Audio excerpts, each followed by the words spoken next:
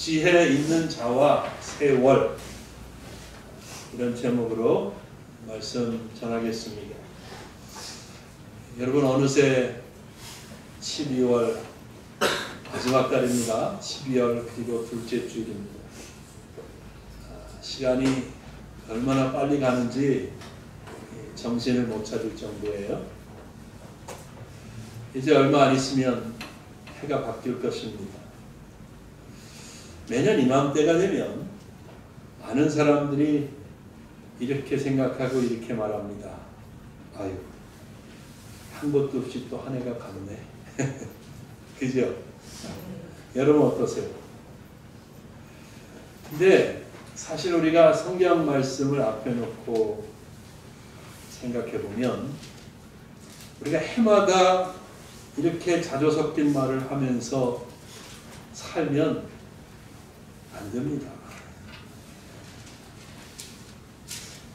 그런 생각을 한다는 자체가 내가 하나님 앞에 열심히 살지 못했다는 말이 됩니다. 최선을 다해서 주어진 일련의 삶을 살지 않았다는 자각입니다. 그러니 우리가 매번 해마다 이런 후회를 한다면 그것은 하나님 앞에 합당하지 않은 것입니다. 우리는 이렇게 말하고 또 이렇게 고백하면 좋겠어요. 하나님, 올 한 해도 감사합니다. 올 한 해도 하나님의 은혜로 살았습니다. 올 한 해 동안 제가 감당한 일들을 통해서 하나님께 영광을 돌립니다. 얼마나 좋아요. 그죠? 어떻게 하면 그런 삶이 가능할까요? 본문이 우리에게 답을 준다고 생각합니다. 15절 말씀 보시겠습니다. 그런즉 너희가 어떻게 행할지를 자세히 주의하여 지혜 없는 자 같이 하지 말고 오직 지혜 있는 자 같이 하여. 간단히 한마디로 말하면 지혜롭게 행하라. 흘러가는 시간 속에서 지혜롭게 살라. 그렇게 말씀하는 것입니다. 누구나 지혜롭게 살기를 원할 것입니다. 그러나 사실 모든 사람이 지혜로운 삶을 살지 못합니다. 지혜로운 삶을 사는 사람도 분명히 있지만 반대로 어리석은 삶을 사는 사람도 굉장히 많습니다. 지혜로운 삶을 사는 사람은 행복할 거예요. 자기 인생에 대해서 후회하지 않습니다. 매년 똑같이 지나간 해를 후회하고 아쉬워하면서 한 해 한 해를 보내지 않습니다. 인생을 마칠 때쯤 되어서도 자기 인생을 돌아볼 때에 후회하지 않을 수 있습니다. 오히려 기뻐하고 감사하리라, 그렇게 생각합니다. 그러나 어리석은 인생을 산 사람들은 후회하겠지요. 매년 후회하고 또 후회하다가 인생의 종착역에 다다라서도 자기 가슴을 치며 눈물을 흘리며 후회하겠지요. 내가 왜 이렇게 살았지? 내가 왜 그 좋은 기회들을 다 놓쳐버렸지? 내가 왜 그렇게 게으르게 살았지? 내가 훨씬 더 잘 살 수도 있었을 텐데 등등의 후회를 할 수밖에 없습니다. 여러분, 지혜로운 삶을 살고 싶으십니까? 아니면 후회할 수밖에 없는 어리석은 삶을 사시겠습니까?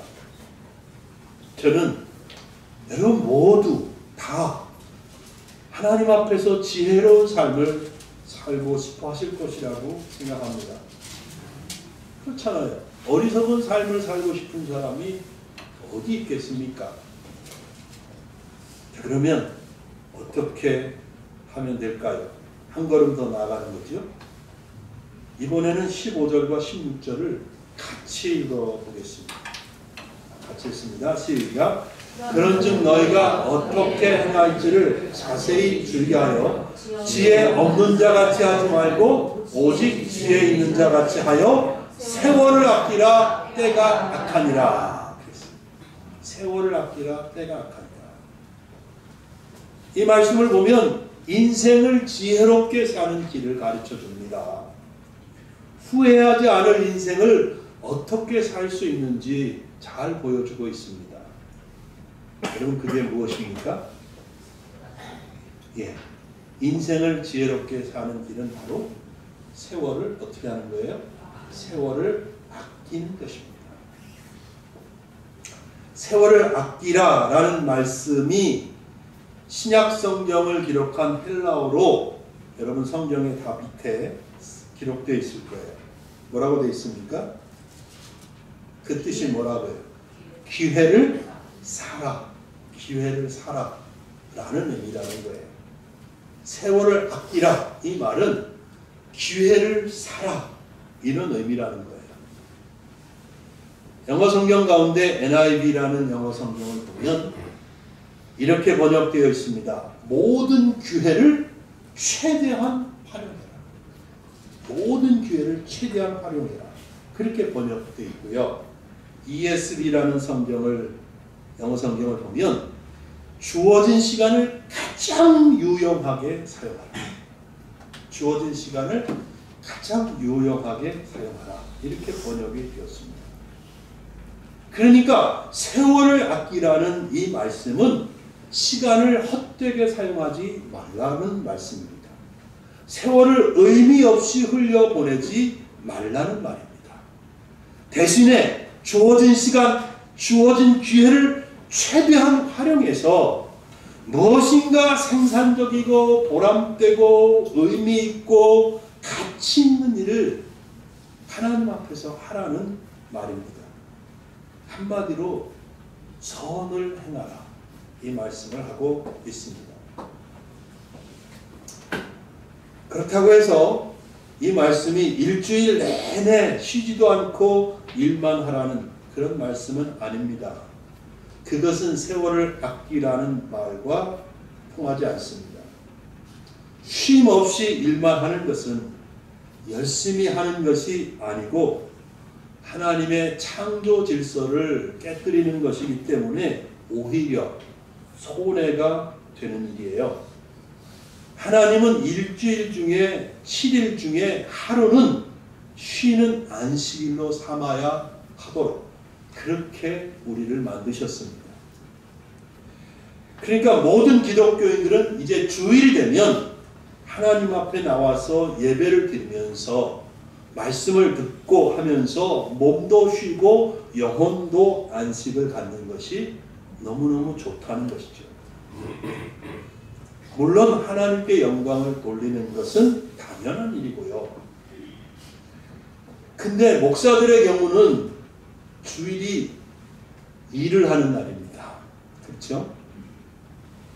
그래서 주일날 사실 쉼을 영적으로는 뭐 좋지만 육체적으로 쉼을 갖는 것은 아니에요. 그래서 목회자들은 월요일에 쉬는 날로 안식을 하는 것입니다.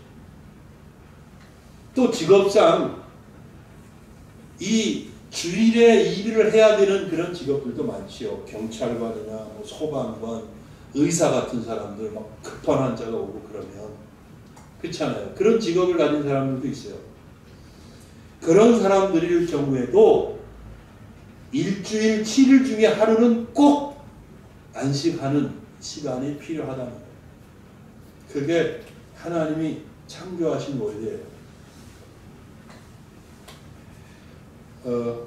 국제예수전도단 설립자이고 열방대학의 설립자 겸 총장인 로렌 커닝햄 목사님이 저술한 벼랑 끝에 서는 용기라는 책이 있습니다.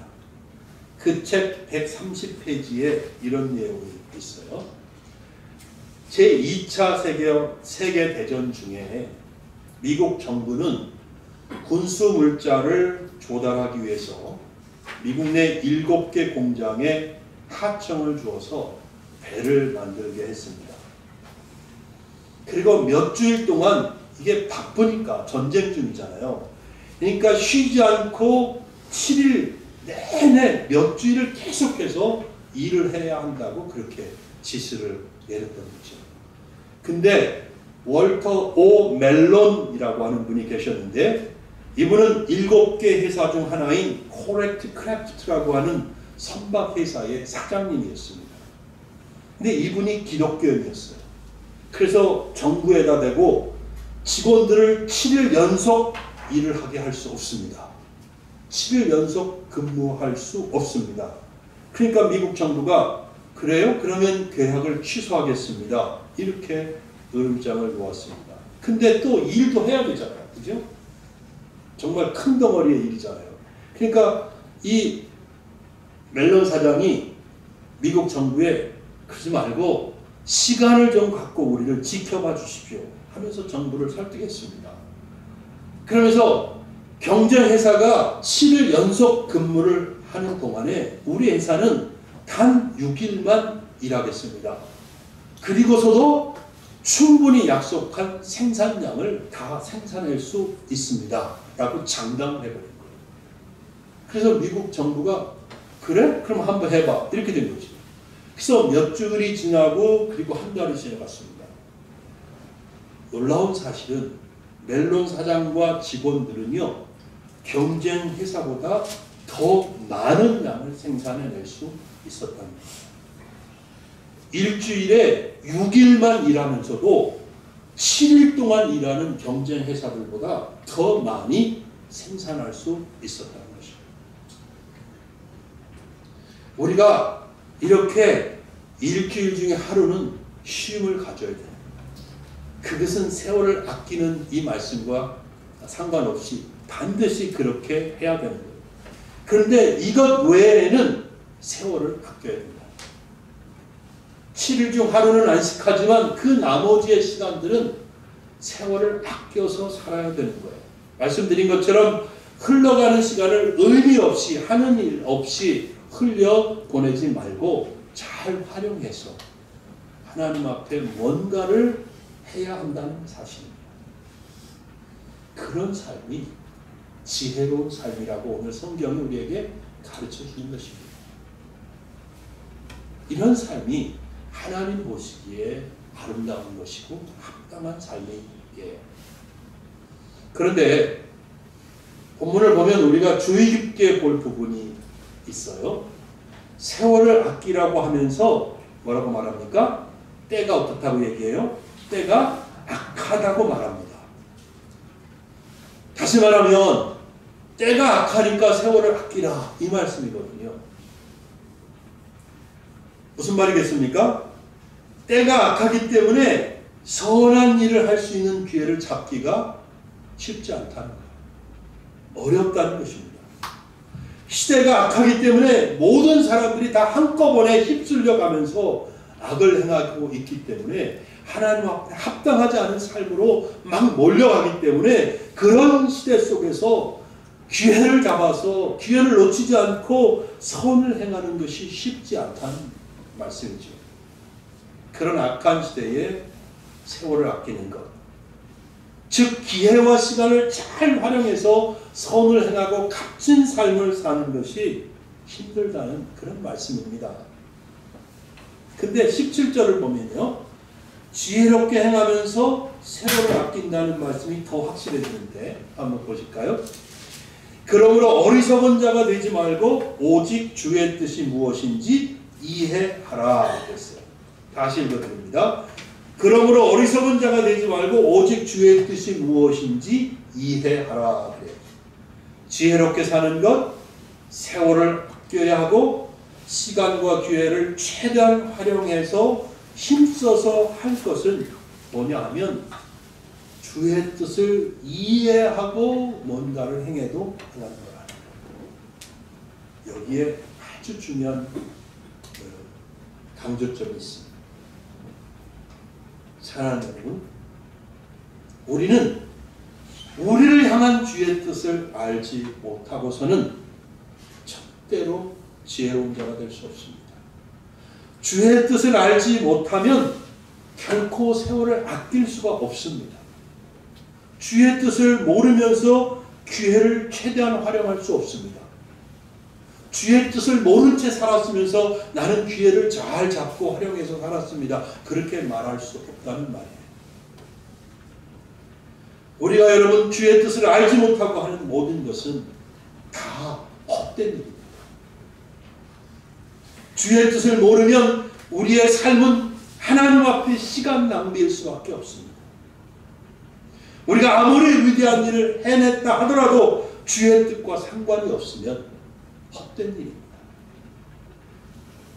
주의 뜻을 모르고 학식을 쌓는 일, 주의 뜻을 모르고 권세를 잡는 일, 주의 뜻을 모르고 부를 쌓고, 주의 뜻을 모르고 유명해지고, 주의 뜻을 모르고 이런 기술 저런 기술을 습득하고, 이런 지식 저런 지식을 습득하고, 이 모든 일들이 다 헛되고 헛될 뿐이라는 사실입니다. 전도서 기자의 말대로, 솔로몬 왕의 말대로 바람을 잡으려고 하는 것처럼 헛된 일이라는 말씀입니다. 여러분, 그래서 주의 뜻을 모르고 산 인생은 인생의 종착역에 다다르면 자신의 인생이 너무나 허무하다는 사실 앞에 후회할 수밖에 없고 통한의 눈물을 쏟을 수밖에 없습니다. 그래서 주의 뜻을 모르고 살면 어리석은 자가 되는 것입니다. 성경은 어리석은 자가 되지 말고 오직 주의 뜻이 무엇인가 이해하라, 이렇게 분명히 말하잖아요. 어리석은 자가 되지 말고 주의 뜻이 무엇인가 이해하라. 이 말은 뭐예요? 주의 뜻을 모르면 어리석은 자라. 주의 뜻을 알고 살아야 지혜로운 삶을 사는 사람이라는 말이에요. 기독교인이라면 누구나 잘 아는 성경 구절이 있습니다.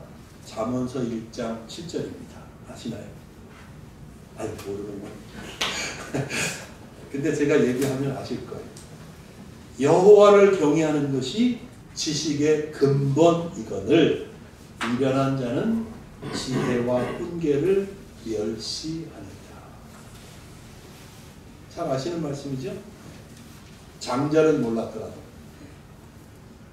여기에 근본이라는 단어, 이 뜻을 아는 게 중요한데, 이 근본이라는 단어는 시작이라는 의미입니다. 시작이라 해요.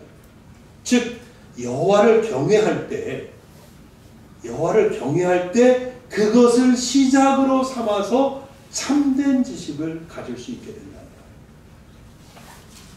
그러니까 여호와를 경외하지 않으면 참된 지식을 절대로 가질 수 없다는 거예요. 여호와를 경외하는 그 시작점부터 이제 참된 지식을 습득하기 시작할 수 있다는 거예요. 종교개혁자 존 칼빈을 잘 아실 거예요. 이분이 무슨 말을 했냐면, 하나님을 알 때 비로소 나 자신을 알 수 있다. 창조주 하나님을 알 때 비로소 나 자신도 올바르게 알 수 있다. 그렇게 말했습니다. 하나님을 모르고 하나님을 경외할 줄 모르면 사실은 자기 자신조차 제대로 알 수 없다는 사실입니다. 자기가 누구인지, 자기가 어디에서 왔는지, 자기의 인생 속에서 무엇을 해야 하는지, 그리고 인생을 마치고 무덤 속에 들어가면 저 무덤 뒤편에 무엇이 있는지 절대로 알 수 없다는 사실. 이런 것들을 모르는데 다른 지식이 아무리 많으면 무슨 소용이 있겠습니까? 아무 소용이 없습니다, 여러분. 우리는 여호와 하나님을 경외할 때 참된 지식을 발견할 수 있습니다. 그리고 참된 지식을 가질 수 있습니다. 참된 자신을 발견할 수 있고 참된 지식을 가질 수 있습니다. 그리고 그 지식이 값진 지식이 되는 것이죠. 그러나 미련한 사람은 하나님의 말씀의 지혜와 훈계를 무시합니다. 하나님의 말씀의 지혜와 훈계를 무시하니 미련한 사람이 되고, 미련한 사람이다 보니 하나님의 말씀의 지혜와 훈계를 무시합니다. 참으로 안타깝기 짝이 없는 노릇이지요. 잠언 1장 7절과 비슷한 말씀이 잠언서 9장 10절에 있습니다. 여호와를 아는 것이 지혜의 근본이요 거룩하신 자를 아는 것이 명철이니라 그랬어요. 잠언 1장 7절은 여호와를 경외하는 것이 지식의 근본이라고 그랬고, 잠언 9장 10절은 여호와를 아는 것이 지혜의 근본이요 거룩하신 자를 아는 것이 명철이다, 이렇게 말씀합니다. 사람은 누구나 지혜롭고 명철한 사람이고 싶습니다. 안 그런 사람이 어디 있겠어? 다 똑똑하고 싶죠. 다 지혜 있게 말하고 지혜 있게 행하고, 어떤 일을 만나도 잘 명철하게 일을 해결하고, 그런 사람들이 얼마나 좋아요. 근데 성경에 의하면 지혜롭고 명철하게 되는 것이 책을 많이 읽어서 되는 게 아니라는 거예요. 물론 조금 도움이 될 수도 있겠지만 그게 다는 아니라는 거예요. 공부 많이 한다고 해서 지혜롭게 된다는 것이 아니라는 거예요. 우리 주변에는 공부를 많이 했어도 어리석은 사람이 되고, 반대로 공부를 많이 못했지만 지혜로운 사람, 그런 사람들이 많이 있어요. 그런데 참으로 지혜롭고 명철함을 가질 수 있는 길은 오직 하나인데, 여호와를 아는 것에서부터 시작한다는 거예요. 여기에 근본도 시작이라는 의미예요. 우리가 어떻게 하나님을 알고 하나님을 경외할 수 있을까요? 어떻게 하나님을 알고 하나님을 경외하게 됩니까? 답을 아실 텐데 성경입니다. 성경을 통해서 하나님을 알 수 있고 하나님을 경외할 수 있게 되는 거예요. 성경을 안 읽는 사람은 하나님을 깊이 절대 알 수가 없어요. 설교를 듣지 않으면 하나님을 알기가 너무 어려워요. 그냥 앉아만 있지 마시고 잘 들으셔야 돼요. 잘 들으셔야 돼요. 말을 많이 하는 것보다 잘 듣는 게 굉장히 중요한데, 다른 사람의 말을 잘 들어야 하는데 특별히 설교 시간에 설교를 잘 들어야 되는 거예요. 아멘? 너무 중요해요. 하나님은 이 설교 시간을 통해서 여러분에게 하나님이 하고 싶으신 말씀을 저를 통해서 하시는 거예요. 그렇게 믿으십니까? 저는 그렇게 믿고 매주 여기 서거든요. 여러분도 그렇게 믿으셔야 돼요. 그래야 축복을 받아요. 그래야 하나님의 은혜를 받습니다. 그래야 지혜롭게 되는 거예요. 하나님은 성경을 통해서 우리에게 말씀하는 거예요. 성경은 하나님의 계시입니다. 계시. 알겠어요? 하나님은 성경을 통해서 하나님이 누구신지, 또 하나님께서 무슨 일을 하셨는지, 하나님의 영원한 계획이 무엇인지 가르쳐 주셨습니다. 또한 하나님은 성경을 통해서 우리가 어떻게 죄를 용서받고 구원을 받을 수 있는지, 어떻게 하나님과 동행할 수 있는지, 우리를 향한 하나님의 뜻이 무엇인지, 이 세상은 앞으로 어떻게 될 것이고 우리는 그런 세상에서 어떻게 살아야 하는지 등등, 하나님은 성경을 통해서 하나님과 우리의 구원과 이 세상에서 우리의 삶과 영원한 하나님 나라에 대한 모든 것을 보여주셨습니다. 네. 그러므로 우리 모두가 성령님을 의지하고 성경을 읽고 성경을 공부한다면 우리는 하나님을 아는 지식을 가질 수 있어요. 그리고 하나님을 경외할 수 있어요. 그것을 통해서 우리는 지식을, 참된 지식을 갖게 되고 그것을 통해서 비로소 하나님 앞에 지혜롭게 살 수 있는 사람의 첫걸음을 뗄 수 있는 것입니다. 이렇게 이런 놀라운 지식을 갖게 되는 사람은 결코 세월을 허비할 수 없습니다. 시간을 낭비할 수 없습니다. 이런 지식을 가진 사람은 자신을 향한 하나님의 뜻을 분별할 수 있기 때문에 자기에게 주어진 시간과 기회를 잘 활용해서 결코 헛된 삶을 살지 않습니다. 이런 사람은 결코 후회와 통한의 눈물을 흘리면서 마지막에 인생을 마감하지 않을 거예요. 지금부터라도 지혜 없는 자같이 그냥 살지 마시고 지혜 있는 자같이 행하시기 바랍니다. 주의 뜻을 분별해서 하루하루 한 달 한 달 1년 1년을 하나님 앞에 살아내시는 그런 여러분이 되시기를 주의 이름으로 축복합니다. 말씀을 맺겠어요? 모세, 하나님의 위대한 종 모세가 하루는 하나님 앞에 나아가서 이렇게 기도했습니다. 시편 90편 3절입니다. 주께서 사람을 티끌로 돌아가게 하시고 말씀하시기를 너희 인생들은 돌아가라 하셨사오니 그랬어요. 여러분, 우리가 이 땅에서 영원히 살 수 있습니까? 영원히 살 수 없습니다. 가장 어린 시경이도 앞으로 100년을 산다라고 보장할 수가 없어요. 여기서 100년, 앞으로 100년 더 살 수 있다. 100년, 그렇게 자신 있는 사람도 일어나면 아무도 없어요.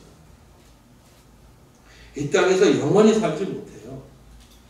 어느 날인가 하나님께서 우리 각자에게 얘야 너 이제 티끌로 돌아가라 이렇게 명령하실 날을 맞닥뜨리게 될 거라고요. 그런 날이 닥쳐옵니다. 이 땅에서 그러므로 여러분 이 땅에서 1000년 만년 살 것처럼 그렇게 살지 않으셨으면 좋겠어요. 네. 이 땅에서 1000년 살 것처럼 만년 살 것처럼 그렇게 살지 않았으면 좋겠어요. 언젠가 떠날 것입니다. 그리고 우리는 주 앞에 설 것입니다. 여러분, 그 날을 바라보면서 사실 수 있기를 바라요. 그 날을 바라보면서, 그 날을 소망하면서, 그 날을 위해서 하늘의 보화를 쌓는 그런 삶을 사시는 여러분들이 되시기를 바랍니다. 모세가 쭉 기도하다가 시편 90편 12절에 가면 이렇게 기도합니다. 우리에게 우리날 괴수함을 가르치사. 괴수가 뭐예요? 하나 둘 셋 넷 쉬는 거예요. 모세가 이렇게 기도합니다. 우리에게 우리날 괴수함을 가르치사. 아니 하나 둘 셋 넷 쉴지 모르는 사람 있어요? 여러분 자기 나이 몰라요? 자기 나이 알면 이제 대충 내가 앞으로 몇 년 남았겠거니 이거 계산이 안 나와요? 계산 나오지요? 야 100년 산다고 치고 100세시더라고 하니까 100년 내가 100살까지 산다고 치고 20살짜리는 80년 남았구나 이렇게 생각할 것이고 70이 되신 분들은 이제 30년 남았네 이렇게 생각할 거 아닙니까? 그거 못 계산하는 사람이 어디 있어요? 바보지요. 그러면 모세가 그걸 계산하지 못했겠습니까? 모세가 바보입니까? 그 위대한 지도자가? 아니잖아요. 근데 뭐라고 기도해요? 주께서 우리에게 우리날 계산을 가르쳐 주십시오. 계산할 줄 아는데 순간순간 잊어버린다는 거예요. 우리가 그 생각을 못하고 이 세상을 산다는 거예요. 이 세상에서 영원히 살 것처럼 착각하고 산다는 거예요. 그러다 보니 하늘의 보화를 쌓지 않고 이 땅에 쌓아두는 삶을 살게 된다는 거죠. 어리석다는 얘기를 하는 거예요. 그래서 우리에게 우리날 계수함을 가르쳐서 그 다음에 뭐라고 얘기하냐면 지혜로운 마음을 얻게 하소서. 자, 우리의 날수가 얼마 남았습니까? 라고 하는 것을 내가 하나님 앞에 깨달으면 내가 무엇을 깨달아요? 아, 내가 이제 어떻게 살아야 되겠구나. 내 남은 인생을 이렇게 하나님 앞에 살아야 되겠구나 하는 생각이 들어요, 안 들어요? 듭니다. 이게 하나님이 우리에게 지혜로운 마음을 주시는 거예요.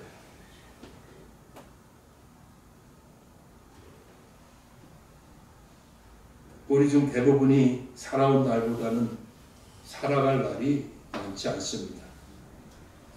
여러분 모두 지혜로운 마음을 가지실 수 있기를 바랍니다. 우리 지금부터라도 세월을 아껴서 사십시다. 예? 세월을 아껴서 사십시다. 무슨 뜻이라고 그랬어요? 기회를 놓치지 맙시다. 시간을 최대한 활용합시다. 가장 유용하게 사용합시다. 하나님 보시기에 합당하게 선을 행하도록, 보람 있는 일을 행하도록, 값진 일을 행하도록, 의미 있는 일을 행하도록, 생산적인 일을 하도록 그렇게 삽시다. 주의 뜻을 모르면 세월을 아낄 수 없습니다. 주의 뜻을 모르면 기회를 잡을 수 없습니다. 주의 뜻을 모르면 주어진 시간을 허비할 수밖에 없습니다. 이제는 우리에게 주어진 이 하루하루의 시간을, 우리에게 주어지는 이 한 해 한 해의 시간들을 하나님 앞에서 주의 뜻을 행하는 그런 날들로 채워가시는 여러분 모두가 되시기를 주님의 이름으로 축복합니다. 아멘. 아멘. 기도하겠습니다.